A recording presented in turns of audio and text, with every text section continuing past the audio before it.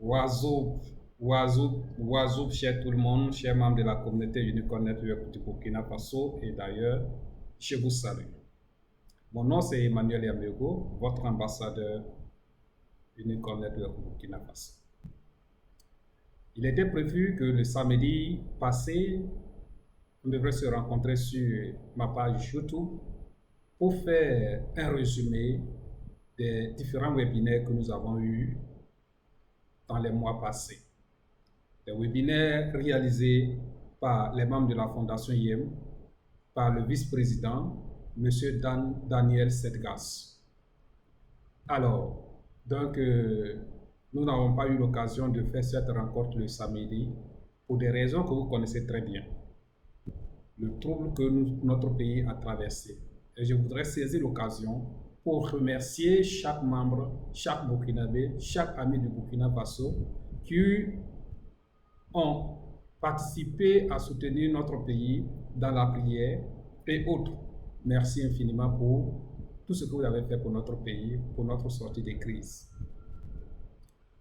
À présent, nous allons donc faire ce qu'il était prévu, c'est-à-dire parler de ces webinaires, ces rencontres que la Fondation IEM a réalisées pendant le mois de septembre.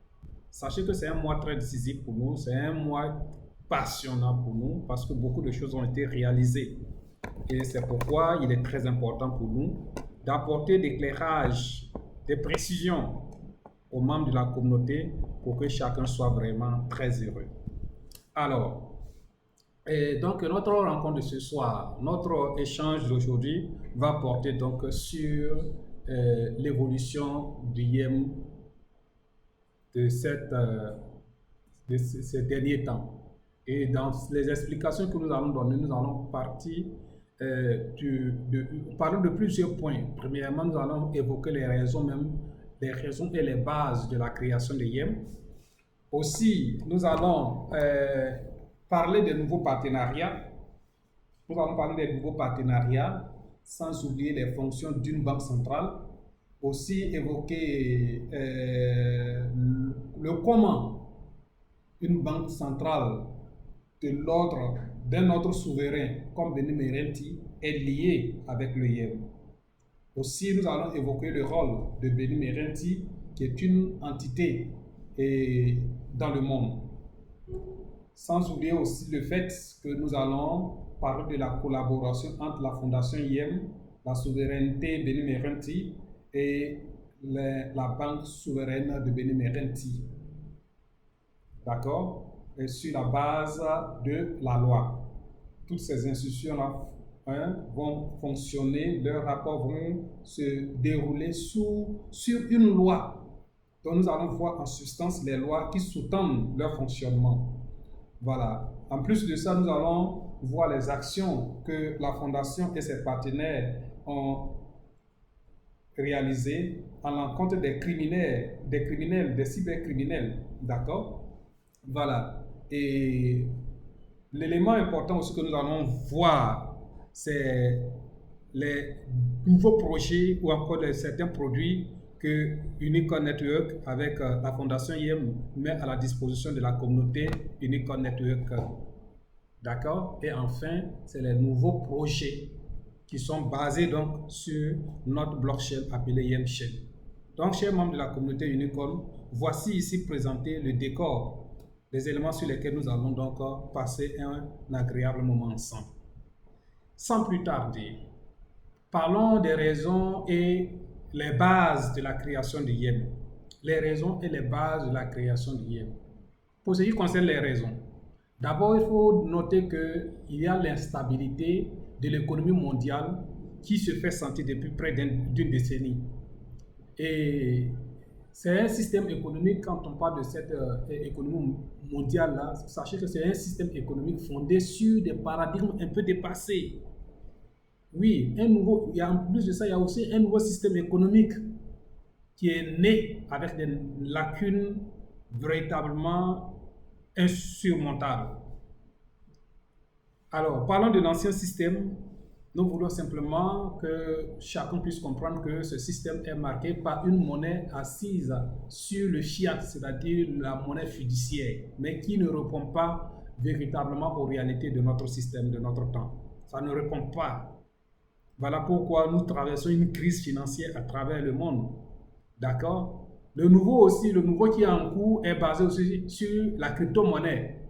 Et caractérisé par quoi? Par de nombreuses lacunes avec des tendances, c'est-à-dire stablecoin, les monnaies volatiles. Et ce système aussi vacille par le manque d'un consensus dans son adoption. Donc voilà, face à ces réalités, que faire? Face à ces réalités, nous devons donc retenir que la monnaie YEM se trouve donc au cœur des enjeux, des grands enjeux, à savoir comment on appelle la monnaie classique et aussi la crypto-monnaie. Donc c'est au milieu de ces réalités-là que le YEM vit. Alors, donc nous venons de voir un peu les raisons de la création. Maintenant, quelles sont les bases? C'est sur quelle base nous avons créé le YEM? Nous nous sommes appuyés sur quoi, en d'autres termes, pour créer le YEM? À cette question, nous pouvons donner cette réponse. La création de la monnaie YEM a été effectuée sur la base du rapport de l'autorité bancaire européenne publié depuis 2015. L'autorité bancaire européenne a publié un rapport en 2015 dans lequel elle évoquait les risques majeurs des crypto-monnaies en général. Et parlant des risques, ils ont énuméré plus de 70 risques. Je dis bien plus de 70 risques. Plus de 70 risques. Donc, ce qui veut dire que ces risques-là sont illimités. Ces risques sont illimités. Ces risques sont illimités, donc par conséquent, nous allons énumérer quelques-uns. D'abord, il y a la volatilité, l'anonymat, le piratage, la fraude fiscale. Nous allons nous arrêter là. Il y a la fraude fiscale. Il y a le blanchiment d'argent aussi.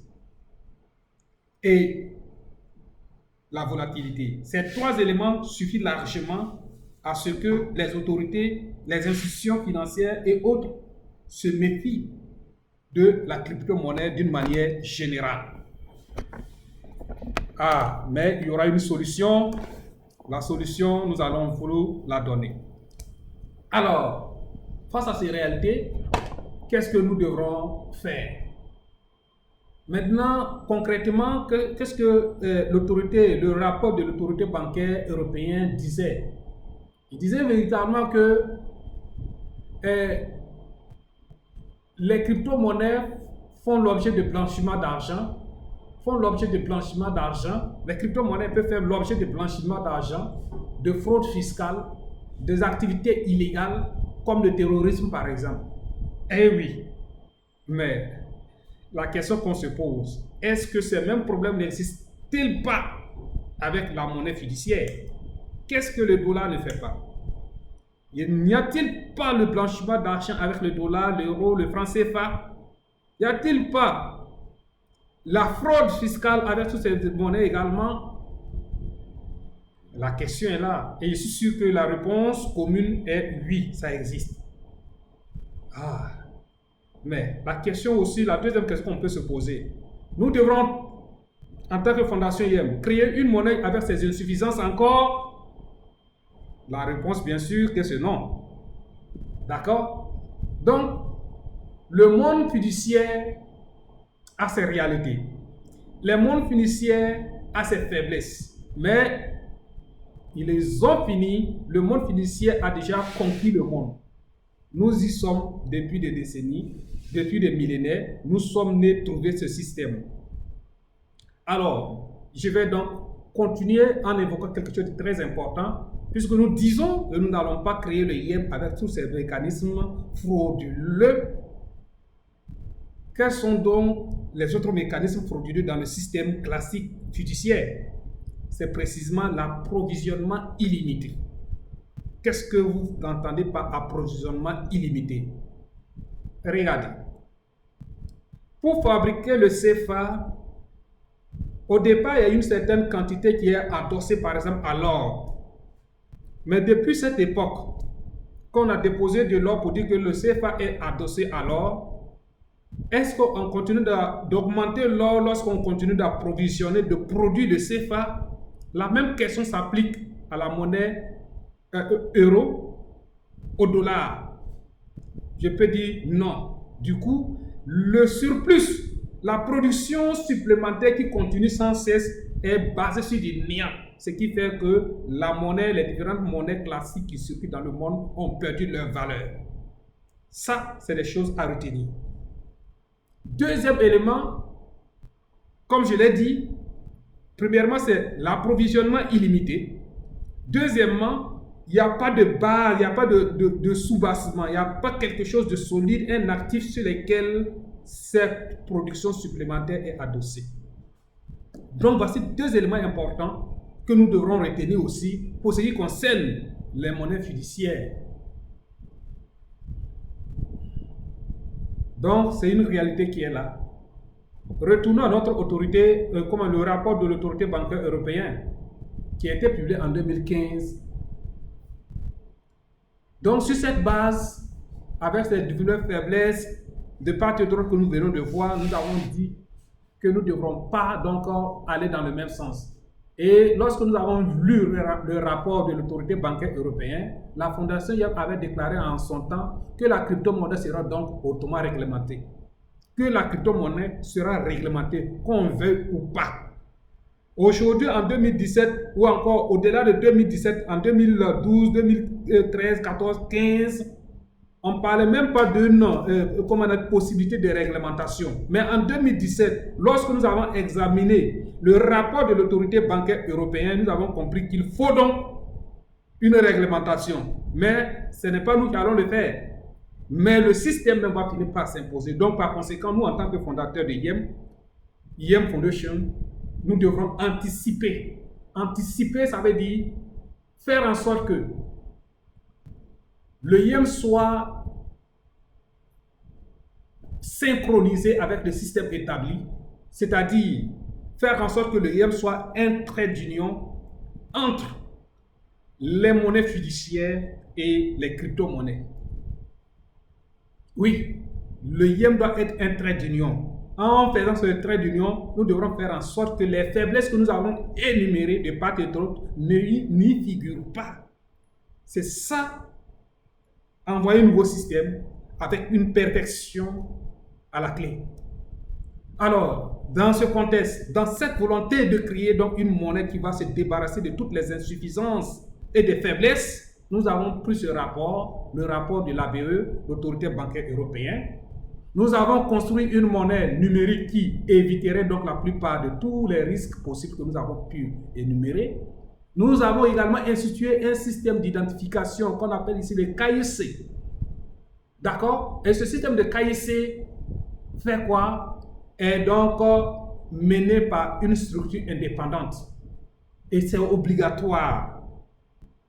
Nous l'avons décidé que ça soit fait par une entité indépendante, une société indépendante pour garantir l'authenticité des membres, l'effectivité des membres, de sorte qu'on ne se voit pas dans notre fonctionnement une démarche visant à saper la réalité, notre réalité. Voilà pourquoi le système d'identification, nous l'avons confié à une entreprise indépendante. Donc c'est très important. Et depuis 2017, ce système a été instauré. Au moment où, dans les autres crypto-monnaies, il n'y avait pas un mécanisme sérieux d'identification. L'identification dans ces différentes crypto-monnaies que nous connaissons sont venues après, lorsqu'ils ont senti que les États ont commencé à plonger leur regard dans le monde de la crypto-monnaie. Automatiquement, l'histoire de KIC a commencé à voir le jour de part et d'autre.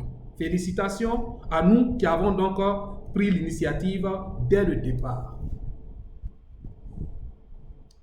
Avec le système de KIC, c'est-à-dire l'identification, comprenez que les méchants ceux qui aiment la fraude n'aiment surtout pas, n'aiment pas ça. Donc, il va de soi que les gens qui ne veulent pas s'identifier ne s'intéressent pas à ce que nous sommes en train de faire. Et nous, c'est à notre avantage, parce que nous n'avons pas besoin des méchants parmi nous. Nous n'avons pas besoin des criminels parmi nous. C'est pourquoi il a été donc mis en place très tôt. Et ça a été inséré dans notre système, dans notre blockchain, la YEM Chain, bien sûr. Ensuite, la fondation YEM a décidé qu'il valait mieux ne pas être automatiquement affiché sur les différents marchés, les plateformes de crypto-monnaies comme CoinMarketCap et autres, dès le début. Parce que notre démarche, notre vision n'est pas seulement d'être sur une crypto-monnaie qui fait comme les autres. C'est ça la réalité. On n'a pas voulu ça. Et la même philosophie continue de fonctionner avec nous. Nous continuons sur la même lancée jusqu'au jour d'aujourd'hui. Donc, je vais vous donner par exemple un exemple. En 2017, à l'époque où aucune entreprise de crypto-monnaie n'envisageait donc une réglementation, nous avons donc jugé que chez nous, il faut que nous tenions compte. Est-ce que vous voyez? Donc, notre blockchain est véritablement bien étudié, qui permet donc, par anticipation, nous avons inséré ce système-là, de pouvoir avoir la quantité de YEM que vous détenez, sa valeur en dollars et sa valeur aussi en monnaie locale. Pourquoi? Justement, c'est pour permettre à ce que chaque détenteur de YEM puisse déjà penser à une possibilité de payer les impôts. Parce que la fiscalité fait partie d'un facteur important pour la fondation YEM, pour ses membres dans les différents pays. Donc, si vous savez la quantité de YEM que vous disposez, vous connaissez sa valeur en dollars, vous connaissez sa valeur en votre monnaie locale, déjà, on peut vous taxer. C'est pourquoi celui qui transfère des YEM à quelqu'un, il connaît déjà s'il y a une imposition, il sait combien il doit payer à son État. Le receveur du transfert, lorsqu'il le reçoit, il sait sa valeur en CFA. Si c'est imposable, il doit payer quelque chose à son État. Donc déjà, ce système a déjà été bâti par YEM Foundation. Le jour, je donne un exemple, le jour où le Burkina Faso adoptera le YEM comme monnaie locale, automatiquement l'État doit commencer à percevoir les impôts sur les transactions de chaque membre Burkina Faso ici. Et c'est une évidence parce qu'on connaît la quantité de YEM que vous avez payé ou encore vous avez reçu. On connaît également sa valeur en CFA. Par conséquent, l'impôt peut être imposé. Ce système financier est réel partout. Que ce soit aux États-Unis, les gens paient des impôts sur leurs revenus. Que ce soit en Europe, le paiement des impôts sur le revenu est obligatoire. Il sera de même au Burkina Faso pour tout détenteur de YEM. Donc, c'est quelque chose que vous devrez garder à l'esprit, qu'un jour vient, le jour où le Burkina Faso ou encore la Côte d'Ivoire ou le Bénin, les pays francophones, adopteront le YEM comme une monnaie officielle, automatiquement, l'impôt, les agents des impôts seront nos partenaires. C'est-à-dire, vous allez verser ce qui revient à notre État, à votre État. Donc, préparez-vous en conséquence. J'espère, sachant très bien que la loi n'a jamais été rétroactive, nous avons un avantage à savoir que ce que nous avons déjà acquis, aucun impôt ne peut être imposé là-dessus. Aucune loi ne permettra qu'on nous impose ces impôts-là. Mais à partir du moment où l'État va ratifier, dire qu'aujourd'hui, au Burkina Faso, en Côte d'Ivoire ou je ne sais où, la monnaie YEM est devenue une monnaie numérique locale, chaque transaction fera l'objet d'imposition fiscale. Donc, c'est quelque chose que je voudrais insister là-dessus pour que nous puissions comprendre davantage. Et tout ça est inspiré du rapport de l'autorité bancaire européenne. Alors, continuons. Donc, le YEM, par sa particularité, nous avons la stabilité. Et cette stabilité est dirigée, gouvernée par un algorithme qui fait déjà un excellent boulot, qui permet donc à la valeur d'être stable, de ne pas diminuer à un niveau très bas, ne peut pas aller au-dessus du minimum. Ce n'est pas possible. Ce qui lui donne donc une stabilité acceptable commerciale. Et chaque structure, n'importe quelle structure au monde peut accepter la monnaie YEM comme une monnaie commerciale. Contrairement aux autres qui perdent drastiquement leur valeur. Le YEM est stable parce qu'il y a un minimum garanti, il y a un maximum garanti. Donc, voici un avantage. Nous venons de voir donc que le YEM, la création de YEM est basée sur quoi? Sur un rapport de l'autorité bancaire européenne. Donc l'autorité bancaire européenne, quand on parle d'européen, c'est que c'est étatique.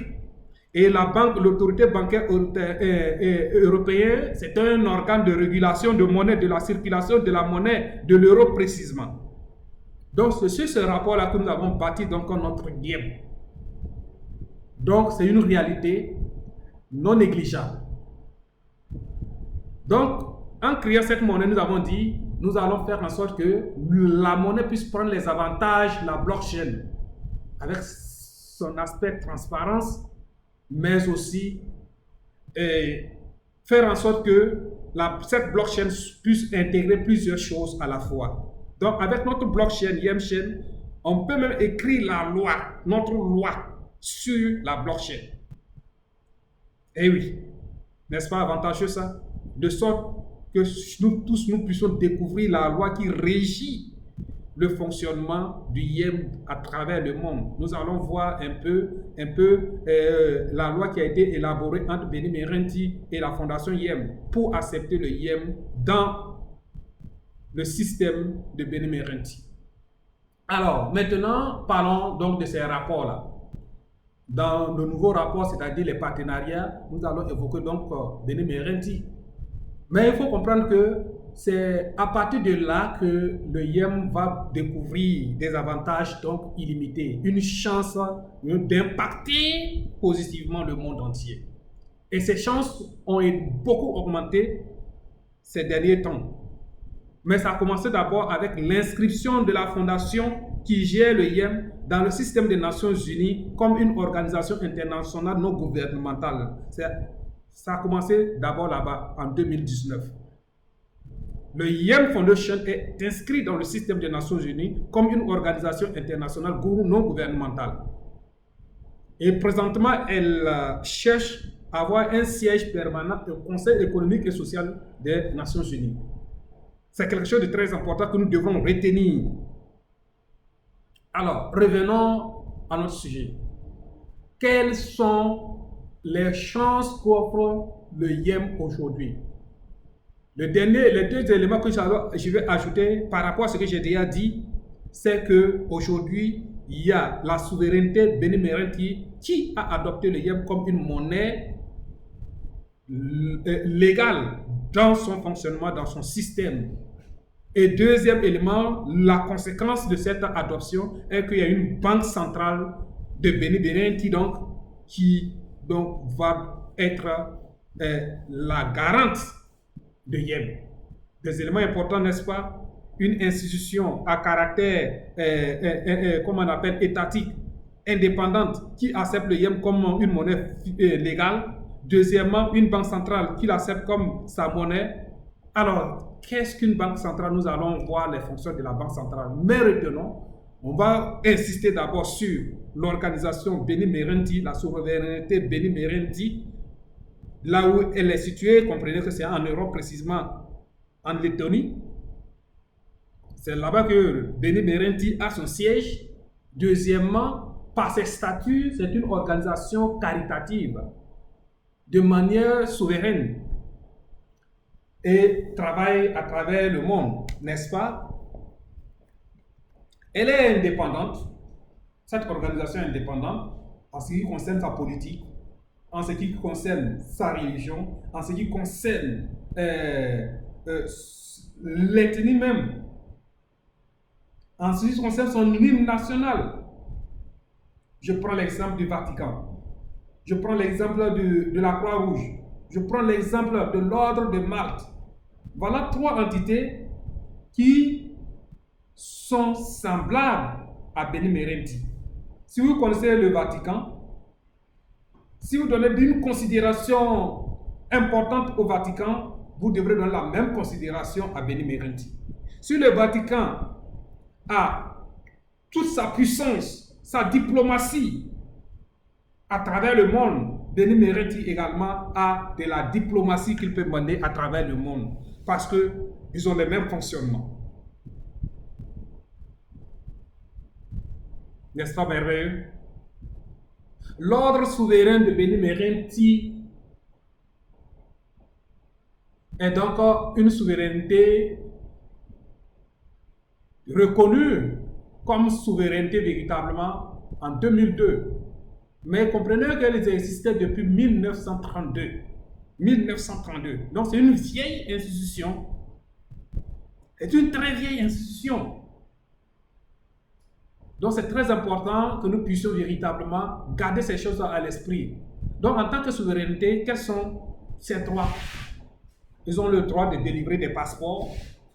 Ils ont le droit d'extension, d'avoir l'adhésion d'autres institutions, d'autres pays dans son système. Eh oui. Aussi, ils ont le droit d'avoir leur propre loi, leur propre loi, leur propre drapeau, leur propre hymne. Ce sont comment on appelle, les fondements d'une institution indépendante, les fondements d'une souveraineté. Le Burkina Faso a son drapeau, a son hymne national et ainsi de suite, j'en passe. Il en a de même de l'ordre Beni Merenti. Ils ont aussi les mêmes, comment on appelle, réalités. Ils ont le droit d'avoir leur propre monnaie. Ils ont le droit d'avoir leur propre monnaie. Si le Burkina Faso a sa monnaie, qui est le CFA, l'ordre Beni Merenti aussi a le droit d'avoir sa propre monnaie. Il peut choisir, l'ordre peut choisir d'adopter une monnaie quelconque. Il peut choisir même de créer sa propre monnaie, comme le Ghana qui a sa propre monnaie, comme le Nigeria qui a sa propre monnaie. Mais le Burkina Faso a choisi de CFA avec plusieurs autres pays, au moins 8 pays. Donc cette indépendance que jouit chaque État, Beni Merenti aussi jouit de cette indépendance et des mêmes droits.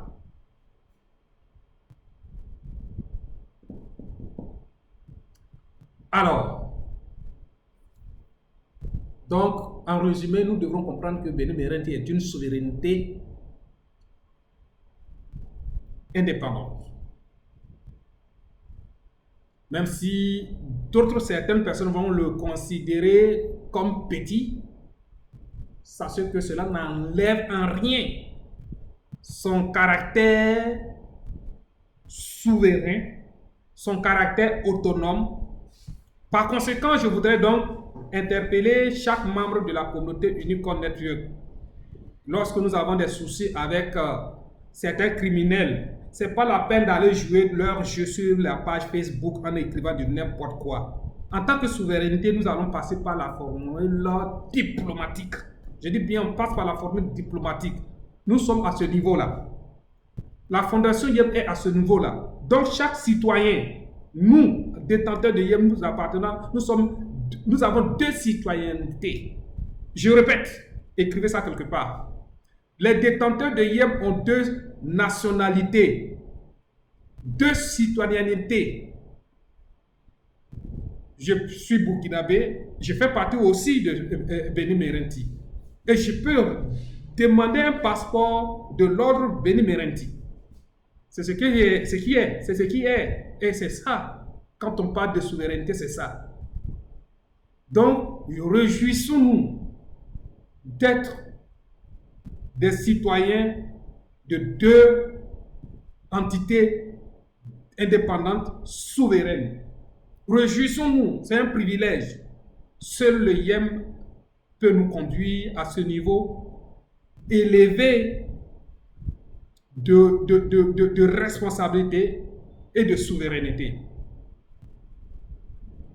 Je crois qu'on en a assez parlé de cette souveraineté-là. Maintenant, allons-y voir la banque centrale BBM Bank, qui est la banque centrale qui a adopté le YEM, la banque centrale appartenant à Beni Berenti, à la souveraineté Beni Berenti. Ça veut dire quoi?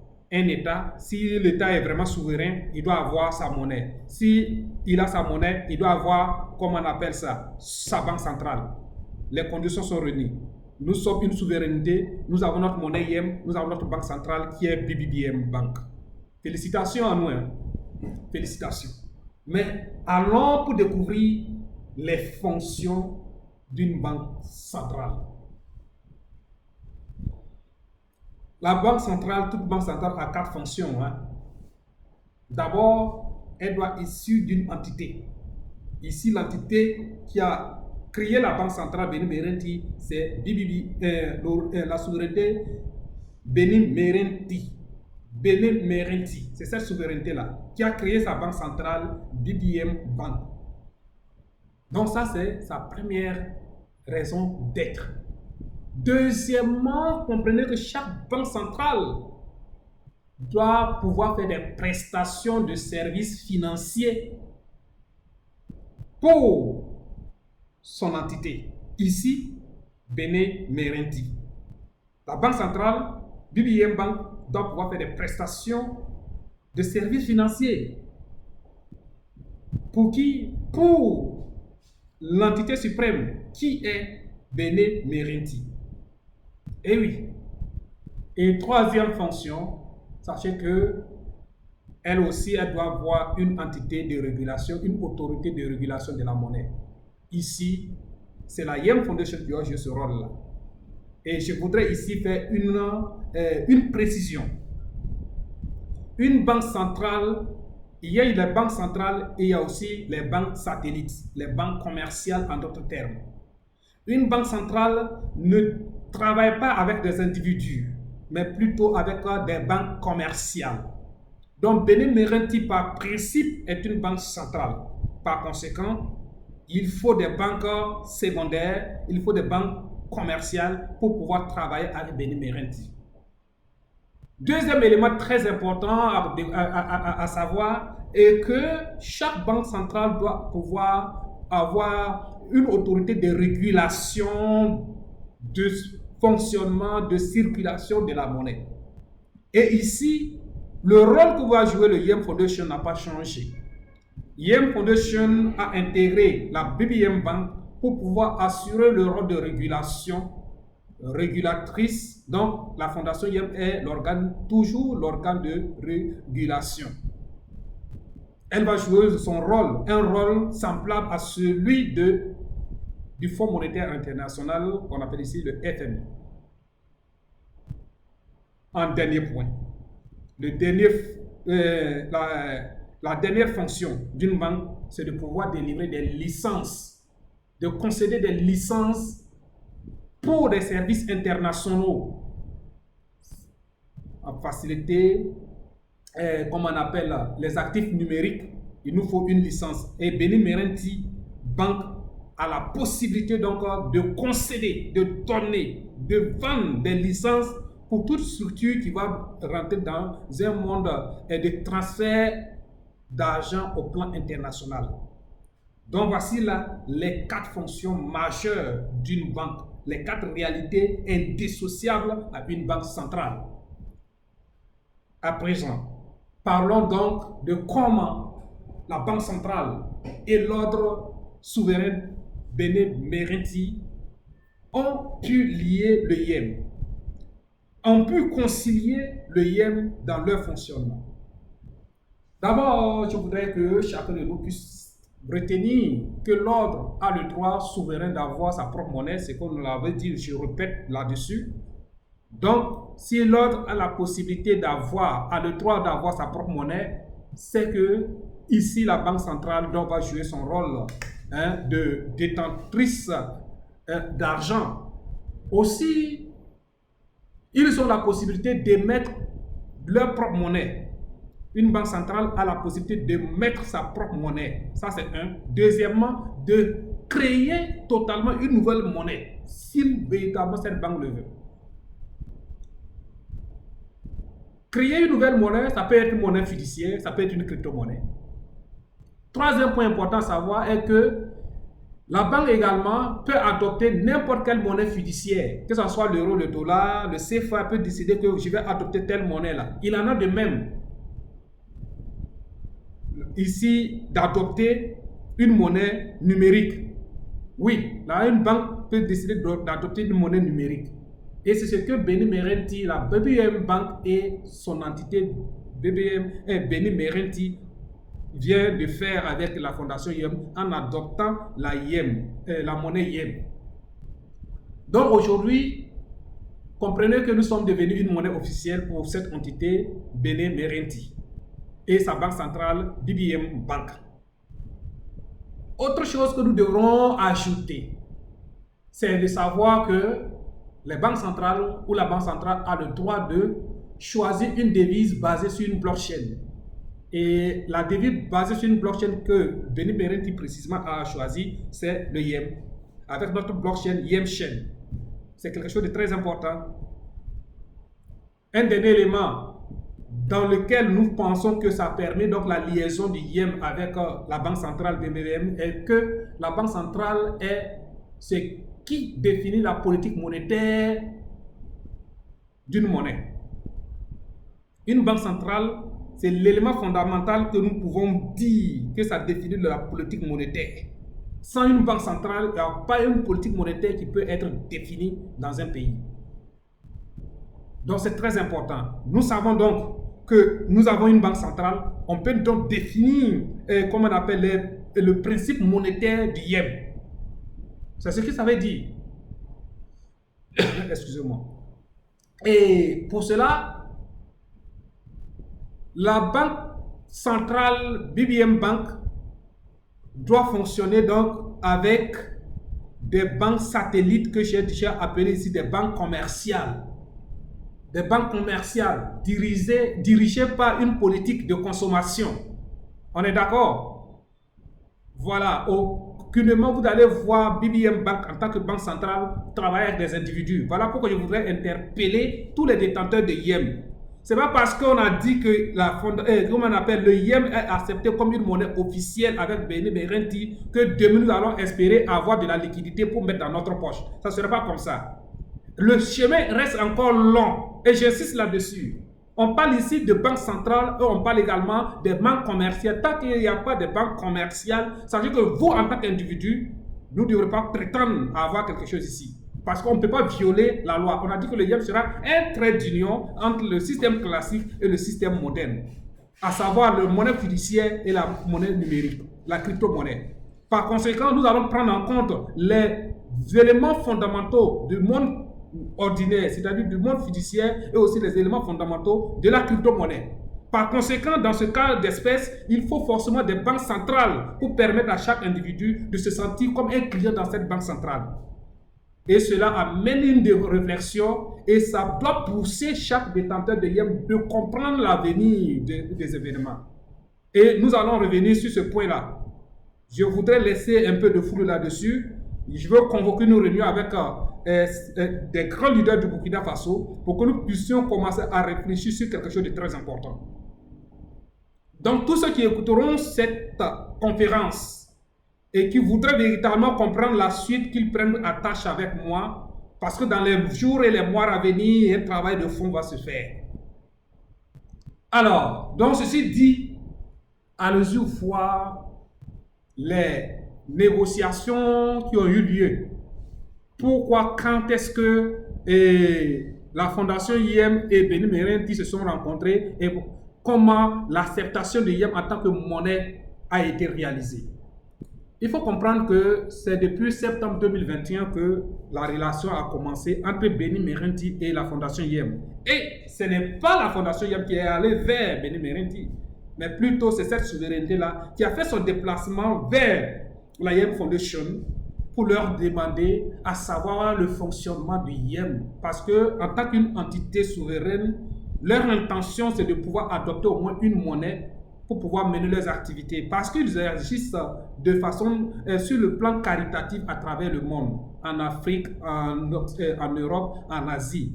Mais avec la crise financière mondiale qui prévoit à l'heure actuelle, il va falloir trouver d'autres mécanismes. Il faut forcément changer le fusil d'épaule pour pouvoir réussir leur mission à travers le monde. C'est ainsi, c'est dans ce contexte que le contact entre Benin et RNT a eu lieu déjà en septembre 2021. Donc de septembre à septembre, nous sommes presque à un an de négociations au cours desquelles la souveraineté avec la Fondation IEM ont pu rencontrer des spécialistes de la banque, des spécialistes en matière de système fiscal, des spécialistes de la blockchain et aussi des avocats. Donc, vous voyez un peu, parler des spécialistes bancaires, du domaine bancaire, parler des spécialistes du domaine de la blockchain, parler des spécialistes, des avocats dans le domaine financier, parler de tout ce beau monde qui se sont impliqués dans ce processus, dans ce voyage de découverte du IEM et de son adoption par ces deux institutions, à savoir Benin Merenti et IEM Foundation, était très important. C'est pas quelque chose qui s'est réalisé du jour au lendemain. Non, loin de là. Mais ça a été un travail laborieux. Un travail laborieux, j'insiste là-dessus. Et je voudrais ici féliciter l'équipe de IEM Foundation, le vice-président Daniel Segas, mais aussi le président Georges Sébastien. Félicitations pour ce travail, ce beau travail que vous avez réalisé. Magnifique, c'est magnifique. Donc, nous voyons que c'est à l'issue de tous ces travaux-là que IEM est devenu désormais la monnaie officielle de cette souveraineté Benin-Merenti. Alors, chers membres, qu'est-ce qu'il nous reste à faire? Il faut que nous puissions comprendre le rôle de Benin-Merenti dans le monde. Mais je crois que ce n'est plus quelque chose de nouveau que je voudrais parler parce que j'en ai déjà parlé. Benin Merenti, qui est une entité souveraine, mène des activités à but caritatif dans le monde, en Afrique, en Europe, en Asie.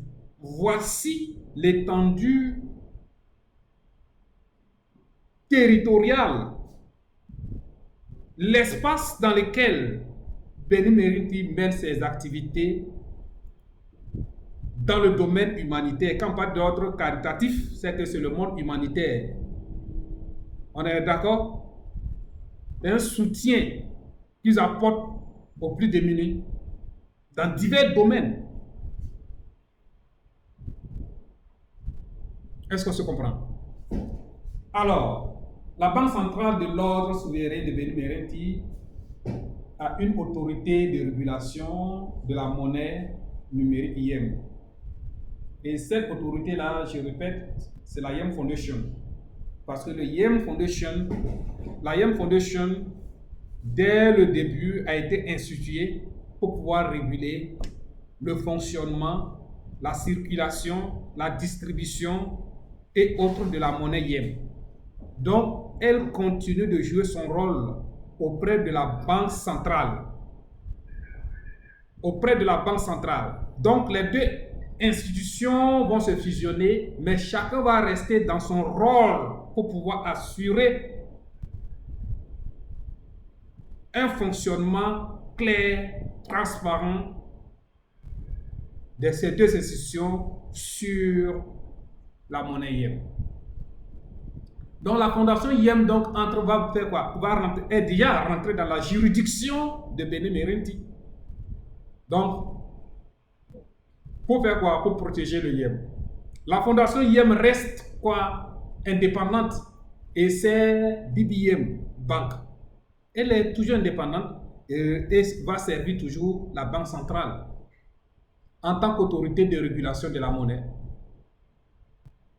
Aucune règle concernant la IEM Foundation ne sera modifiée. Non, toutes les règles élaborées à la base, au commencement, resteront intactes. Parce qu'après analyse, rien ne doit être modifié. Son fonctionnement doit rester tel. D'après ce que nous savons, nous servons, Yem est désormais la seule monnaie numérique basée sur la blockchain et qui désormais qui a désormais une loi qui stipule qu'aucun nouveau Yem ne peut être créé. Les 100 millions de Yem que nous disposons, au grand jamais nous verrons 101 millions ou 101 Yem, 101 millions 1 Yem. 100 millions 1 Yem, non, il n'en aura jamais ça. Il n'en aura pas ça. Ça restera toujours 100 millions de Yem. Ok. Donc, c'est tout cela qui rend le Yem spécial et très important pour la communauté Yem.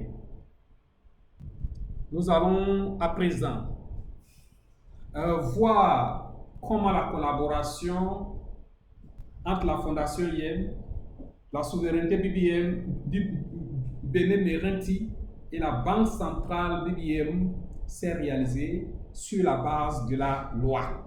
Eh oui, comment ça a été effectué? Sur la base de la loi. Nous sommes en train de parler des choses sérieuses. Nous sommes en train de parler de choses sérieuses. Nous parlons d'une souveraineté. Nous parlons d'une fondation régulatrice de la monnaie Yem. Nous parlons d'une banque centrale. Ça ne doit pas se faire dans le néant, dans le vide. Il faut une base juridique. C'est le minimum. Il faut une base juridique. Et ici, la base juridique qui régit ces trois entités, la Banque centrale, la Fondation Yem et, comme on appelle, Bénin Merenti, la souveraineté, est la loi. C'est la loi. Et partant de là, nous allons aller découvrir quelques éléments, la substance de la loi pour être satisfait, pour être sûr que nous ne sommes pas dans le néant, que nous sommes dans un monde véritablement organisé, régulé, un monde juridique, que nous sommes en rapport avec véritablement une banque centrale, avec une entité souveraine. Allons découvrir la substance de la loi. Alors, dans le préambule déjà, voilà ce qui est écrit.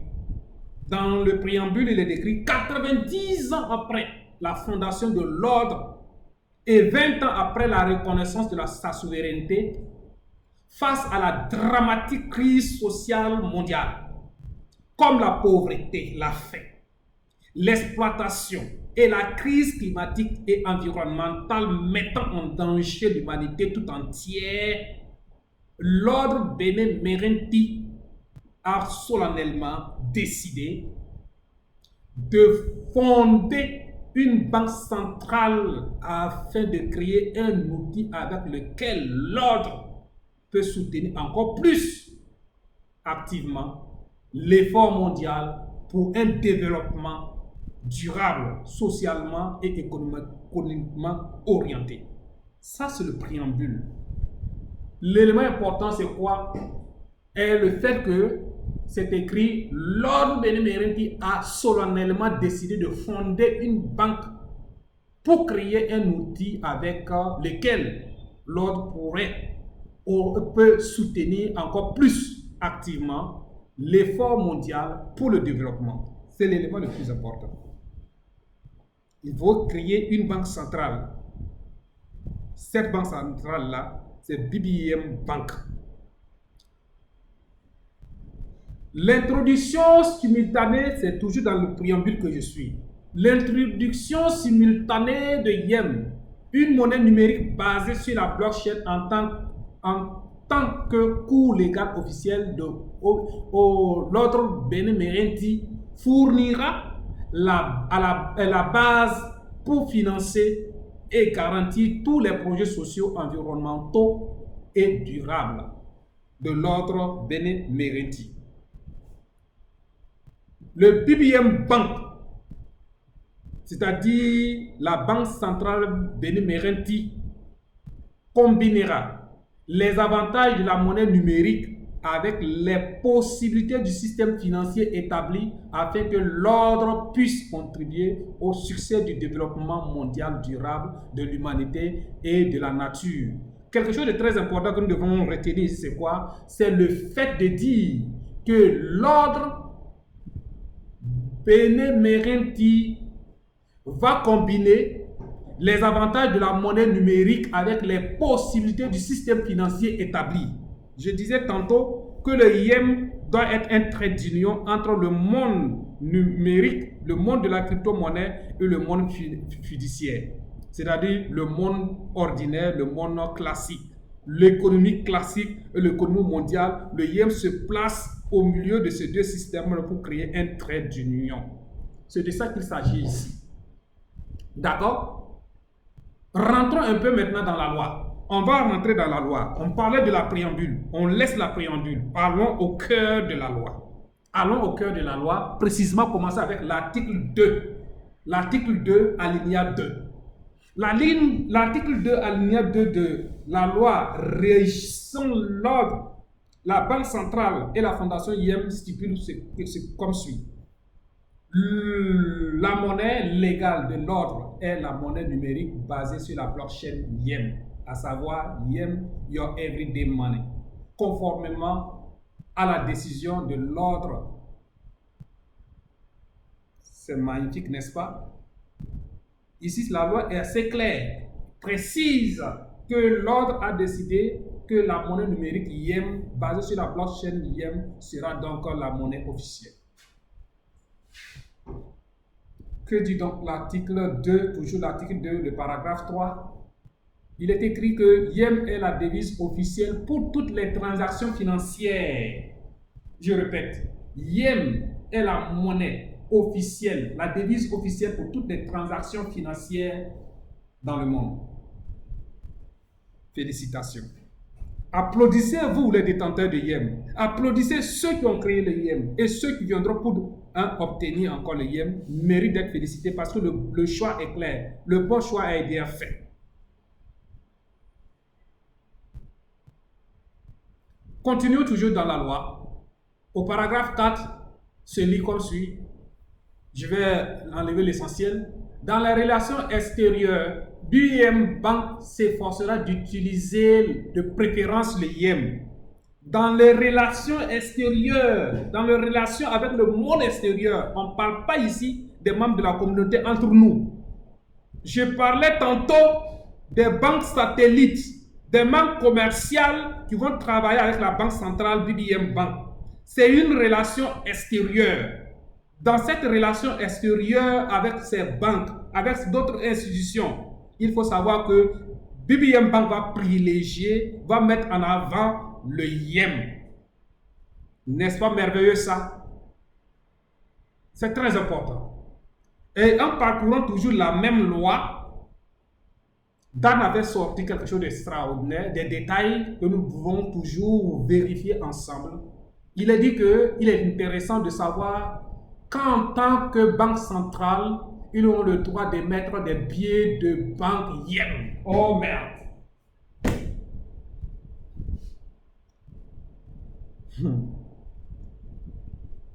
C'est gâté, c'est gâté. Nous aurons des billets de banque en IEM dans les mains. Nous aurons des billets de banque en IEM dans nos mains un jour. Je te répète une troisième fois, nous aurons des billets de banque. Mais cela ne veut pas dire que c'est demain. Je l'ai dit, je veux encore répéter. Celui qui va écouter comment on appelle cette vidéo, et il va commencer à courir dans tous les sens, qu'il avait dit qu'il y aura en papier, je n'ai jamais dit que c'est demain. Et je vous ai expliqué les raisons pour lesquelles on doit se réjouir, mais de savoir orienter notre esprit et nos pensées dans le futur. Parce que ce point est déterminant. Mais ça ne peut pas se faire avec un bâton magique. Il n'y a pas de magicien parmi les fondateurs de IEM. Donc c'est un élément très important que nous devrons retenir, mais aussi c'est un élément très important que nous avons gardé à l'esprit parce que ça ne se fera pas de tic au tac. C'est un processus. Et le processus monétaire requiert la sécurité maximale, requiert la garantie normale pour que toute transaction puisse véritablement être ce qu'elle est. Donc c'est important. Quand quelqu'un va lire ça, il faudra qu'il puisse dire, effectivement, c'est déjà une très bonne démarche, c'est déjà une victoire, mais il y a encore du chemin à faire. Nous allons prier pour que cela puisse se dérouler en conservant jalousement les yèmes, ces yèmes. Je continue par rapport à la même loi et dit donc nous pouvons émettre des billets de banque yèmes, des pièces et de les mettre en circulation, de les retirer de la circulation ainsi que de les distribuer et de les accepter dans des établissements de crédit. N'est-ce pas extraordinaire?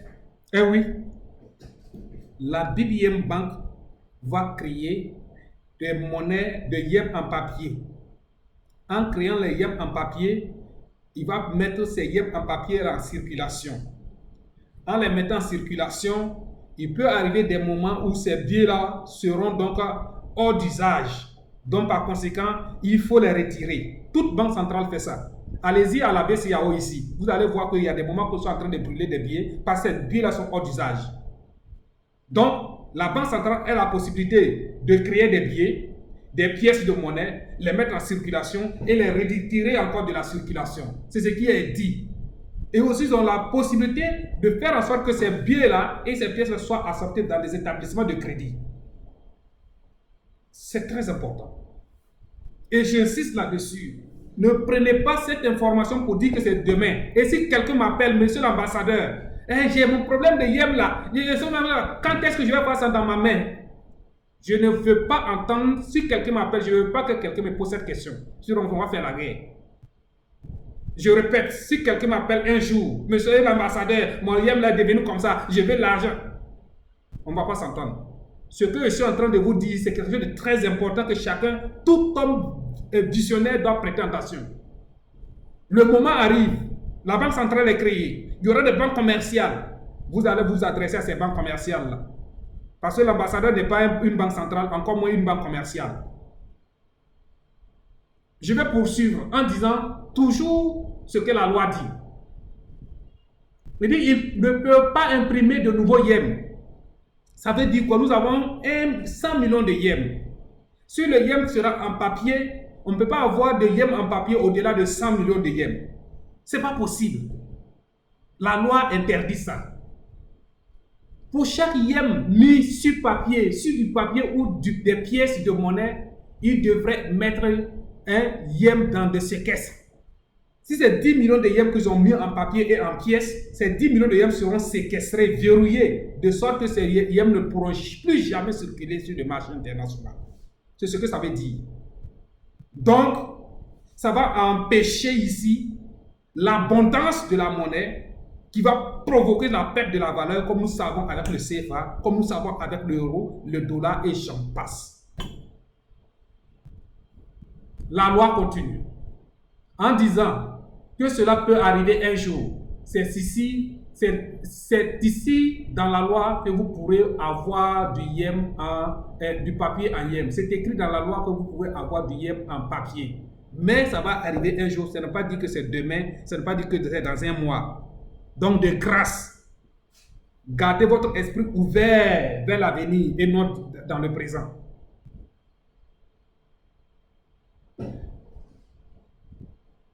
Allons continuer un peu dans l'article 26 de la loi. L'article 26 de la loi dit quoi? L'article 26 de la loi continue en disant que la masse monétaire de yens est limitée à 100 millions. J'avais déjà dit ça, non? C'est limité à 100 millions, mais la loi insiste là-dessus. Ça ne peut plus dépasser les 100 millions. Il n'y aura plus jamais un demi-yen de plus. Sur les 100 millions, il n'y aura pas un plus. Il n'y aura plus jamais un plus de yens. Le paragraphe de même article stipule que BBM Bank n'est en aucun cas autorisé à émettre des yens supplémentaires. Ça rejoint l'autre, le paragraphe 2. N'est-ce pas? Ils n'ont pas cette autorité de procréer ou de créer encore d'autres yens. La loi est assez claire. 100 millions, 100 millions. Point barre. Donc, si je suis dans cette lecture de la loi, c'est pour vous montrer là où nous sommes. les conséquences de cette loi-là. Et aussi, ce que vous vivez réellement, le monde dans lequel vous êtes, ce que vous avez en main, le potentiel de ce que vous avez, le potentiel de votre IEM. Il est très important de le savoir. Alors, continuons.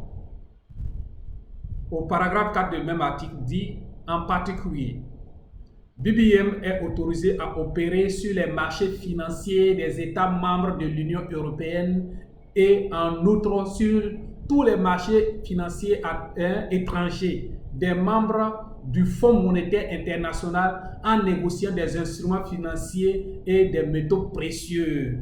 Félicitations! Notre banque centrale va opérer sur tous les marchés financiers en Europe et aussi tous les marchés financiers régis par le FMI. Donc, ce qui veut dire que votre IEM là sera couvert de quoi? De métaux précieux. Au paragraphe 5, c'est bien écrit que BBM vise à couvrir entièrement la devise IEM avec des actifs de valeur. Donc, ce que nous avons en main là, ça sera couvert avec des actifs de valeur. Donc, gardez jalousement vos IEM. Ceux qui n'ont rien et puis veulent toujours vendre leur IEM là, c'est à vous que je m'adresse. Vous n'avez absolument rien, vous n'avez même pas de bon IEM, c'est vous qui voulez vendre tout. Demain, c'est vous encore qui allez venir pleurer ici que non, vraiment ça ne va pas. Dieu vous a donné cette chance. Vous l'avez saisie, mais ne l'abandonnez pas. Au contraire, si vous avez la possibilité, cherchez à en avoir davantage que de vouloir brader ce que vous avez. Alors, je crois que le message est en train de passer, mais je voudrais donc parler de quelque chose de très important. Comme je l'avais dit, le IEM est au cœur des grands enjeux. Le IEM est un nouveau système économique en train de s'insérer en deux systèmes économiques existants déjà, à savoir la monnaie fiduciaire et la crypto-monnaie. Par conséquent, il doit y avoir des détracteurs. Donc, nous allons parler des détracteurs.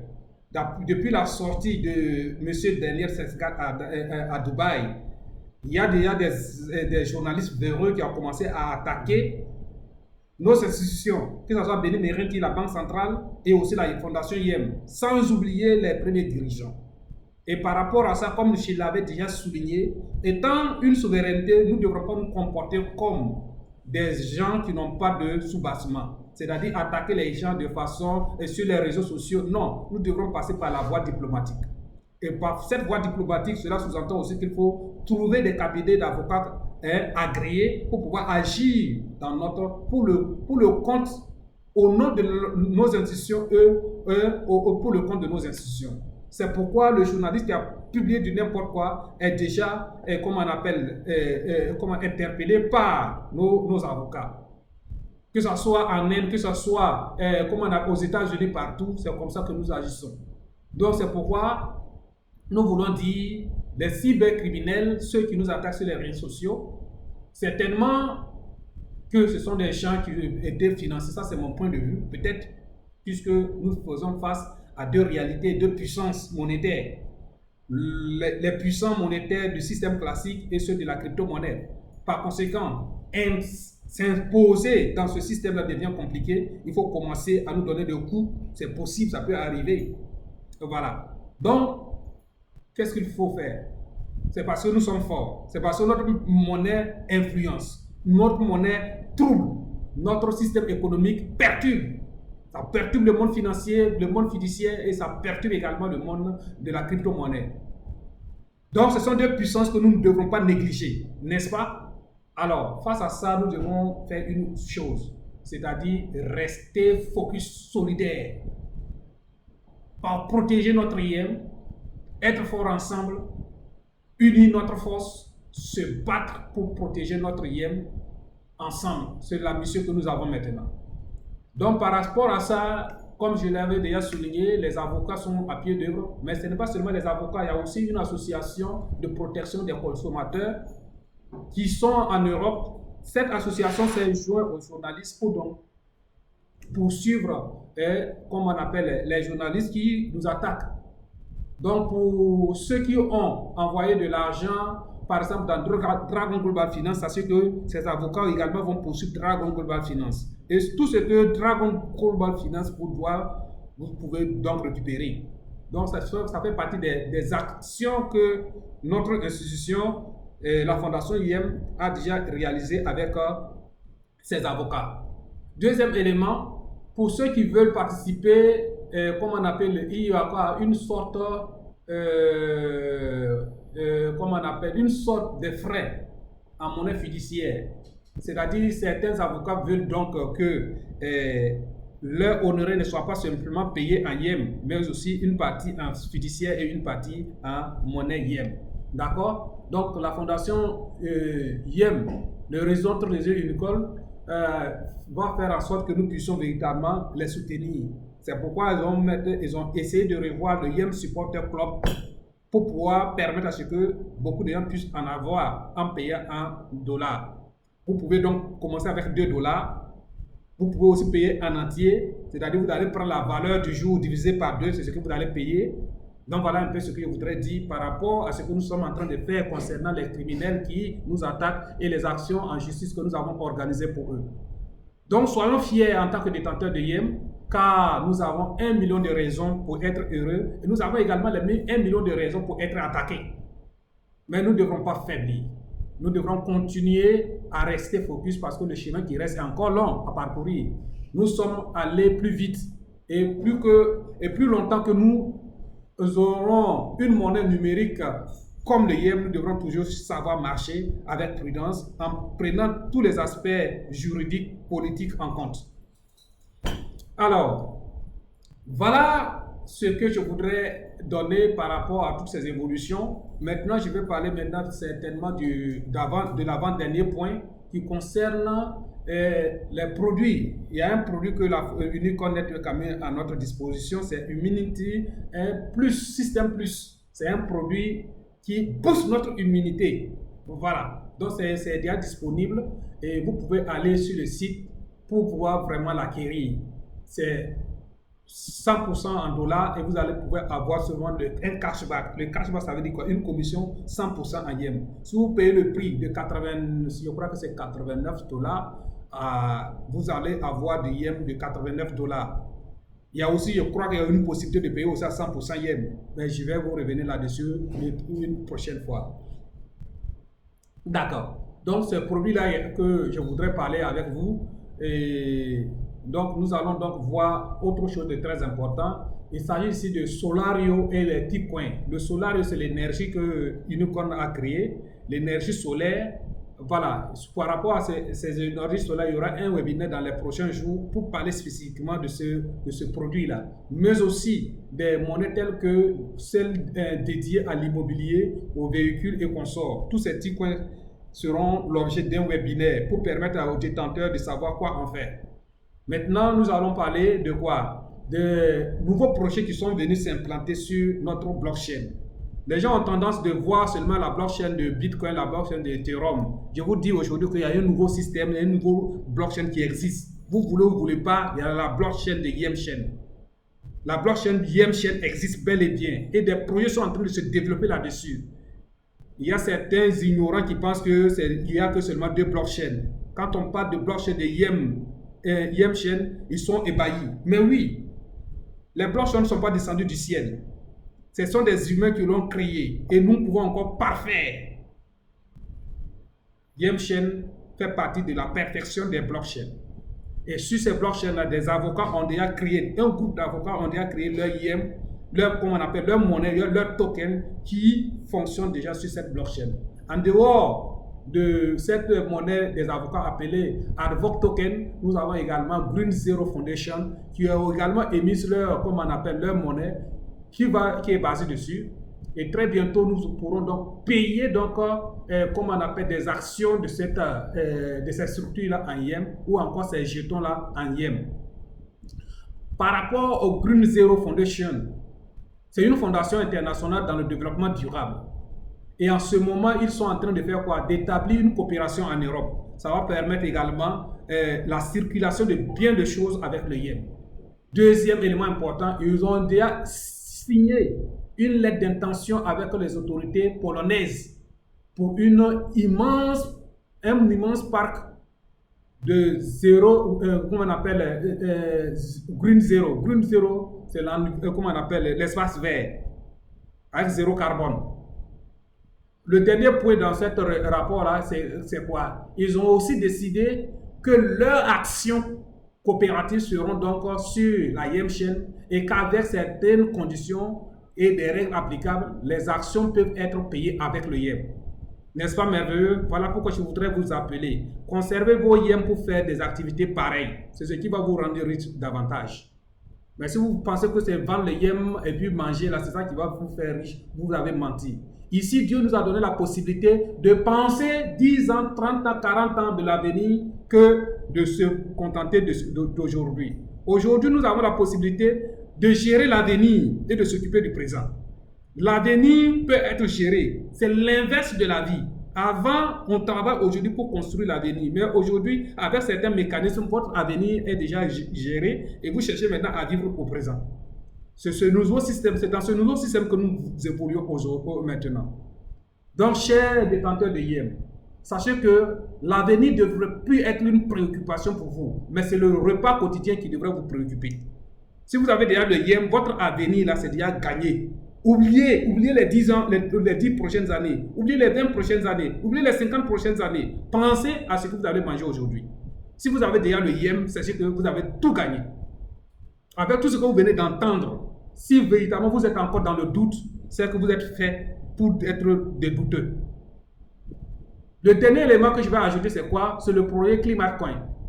C'est aussi une monnaie dans comment on appelle, qui évolue dans le climat. Le changement climatique, c'est une réalité aujourd'hui. Nous voyons l'ouragan qui est en train de ravager totalement l'Amérique. Mais c'est le climat, c'est le changement climatique. Eux, ils ont décidé d'agir sur le changement climatique. Ils ont créé leur monnaie et cette monnaie est basée sur notre blockchain YEMchain. N'est-ce pas? Merveilleux. Alors, un groupe de travail juridique composé d'experts juridiques et d'avocats est mis sur pied. Ce groupe veillera professionnellement à ce que ceux qui nuisent à notre système ne nous oublient pas et soient poursuivis en justice. Cela inclut quoi? Les entreprises comme Dragon Global, l'autorité de marché financier FAMA de l'Autriche, des cabinets d'avocats qui pensent pouvoir pêcher en ligne de nouveaux clients en racontant des conneries comme ce que je viens de citer là, le journal de l'Indien. Cela inclut non seulement les médias du monde entier, les journalistes qui ne savent pas quoi faire, quoi dire, ils cherchent des poursuites, des têtes rasées, s'ils tombent ici, ils sont foutus. Parce que leur carrière qui va en partir. Un autre élément important, le groupe de travail juridique est soutenu par qui? Le European Board of Trade à Bruxelles. Ça veut dire quoi? Le marché de commerce, la chambre de commerce qui est à Bruxelles, ils sont soutenus par la chambre de commerce européenne. Et aussi une association allemande de protection des consommateurs, j'en ai parlé plus haut. Plus important encore, il doit être pris en charge par tous les détenteurs de YEM. Ce travail qu'ils ont fait, et un moment viendra, on va demander notre contribution, puisque c'est notre patrimoine commun. Ce n'est pas la fondation YEM qui va se battre pour ça. Il faut que chacun de vous puisse contribuer. Si vous voulez jouir de votre YEM, si vous avez le YEM, vous êtes fiers, sachez que nous devrons faire le combat ensemble. N'est-ce pas merveilleux? Donc, chers membres de la communauté Unicorn Network, chose promise, chose promise, chose promise, chose faite. Je vous avais promis qu'il y aura une synthèse concernant les évolutions, les dernières évolutions de la fondation YEM. Voici un peu résumé ce qui s'est passé. Nous avons vu que le YEM est au centre de grands enjeux, à savoir la monnaie fiduciaire qui est une économie ancienne qui existe et aussi la crypto-monnaie qui est depuis 2009 jusqu'à nos jours a développé aussi une économie. Et c'est entre ces deux pôles que le YEM est en train de s'insérer. en voulant être un trait d'union entre les deux mondes. Et ce faisant, cela ne peut pas être de la gaieté de ces deux composantes. Par conséquent, il nous faut beaucoup d'énergie. Et dans notre évolution, nous avons eu un partenaire qui doit faire vraiment notre affaire. Et ce partenaire-là n'est rien d'autre que la souveraineté Bene Berenti. C'est une souveraineté comme le Vatican, comme la Croix-Rouge, comme l'Ordre de Malte. Et cette souveraineté a choisi de prendre le yen comme sa monnaie officielle. Et dans la base, c'est-à-dire sur la base de la loi, tout a été défini pour montrer le fonctionnement qui va régir Bene Berenti, sa banque centrale et aussi la Yem Foundation. C'est dans ce contexte que nous sommes en tant que détenteurs de Yem. Et comme c'est une entité qui nous vient de nous accueillir, cela veut dire tout simplement que nous appartenons à deux entités, c'est-à-dire chaque individu appartient d'abord à sa nationalité, à son pays, mais aussi appartient à Bene Berenti en utilisant une monnaie commune qui est le Yem. Autre chose que nous avons mentionné, c'est le fait que le fonctionnement de ces différentes organisations n'a pas été fait à la volée, mais c'est basé sur une loi, la loi régissant le fonctionnement de toutes ces institutions. Et donc, cela demande beaucoup du temps pour réaliser certaines choses, comme quoi le fait que le Yem peut être émis sur papier, on peut avoir le Yem papier ou le Yem en pièces, c'est déjà une bonne nouvelle, mais cela ne peut pas se faire de façon rapide. Il y a des mécanismes techniques, il y a des mécanismes administratifs qu'il faut mettre en place. Pour cela, il nous faut du temps. Donc voici de façon résumée ce qui s'est passé pendant ces 2-3 derniers mois pour que nous puissions véritablement nous rencontrer et échanger. Donc, je voudrais vous dire grandement merci pour votre disponibilité à écouter cette synthèse. Merci également pour tout ce que l'équipe de la Fondation Yem est en train de faire pour la communauté tout entière. Que Dieu vous bénisse et à très prochainement pour un autre développement sur notre monnaie unique, le Yem. Oiseau, WhatsApp et bye bye.